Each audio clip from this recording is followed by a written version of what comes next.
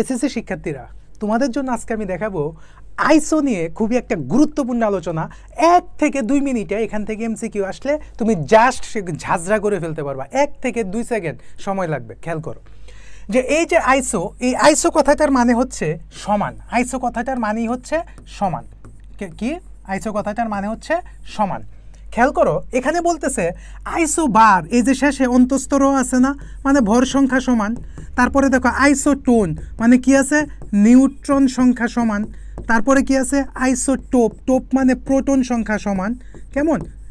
Just finish.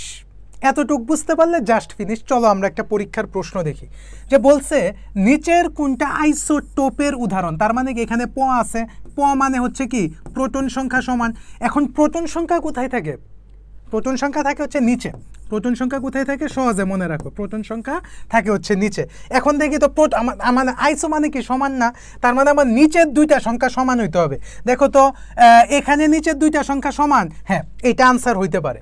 এখানে কি নিচের দুইটা সংখ্যা সমান? না, হবে না, হবে না, হবে না।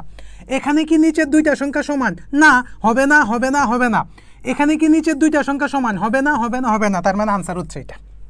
তার মানে আনসার হচ্ছে এটা। এখন একটা জিনিস খেয়াল করো প্রিয় শিক্ষার্থীরা, আমরা একটা থেকে দুইটা শিখে ফেলি। যে আইসো বার মানে কি বলছি আমি?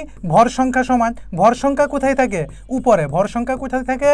উপরে। দেখি তো, তার মানে উপরের দুইটা সংখ্যা সমান হইতে হবে। এখানে কি উপরের দুইটা সংখ্যা সমান? আমি কালারটা চেঞ্জ করে দিচ্ছি। এখানে কি উপরের দুইটা সংখ্যা সমান? না, তার মানে এটা আনসার হবে না। আমি আরেকটু দাগ দিয়ে দিচ্ছি যে আমি এইটার জন্য ধরতেছি, ঠিক আছে? আচ্ছা, এখানে কি উপরের দুইটা সংখ্যা সমান? হ্যাঁ সমান, তার মানে এটা আনসার আইসো বার। দেখো খুব সহজে তুমি যদি এই জায়গাটা মনে রাখতে পারো, তাহলে তোমার পরীক্ষায় আইসোটোপ, আইসোটোন, আইসো বার 1 মিনিটে ঝাঁঝরা করে দিতে পারবা।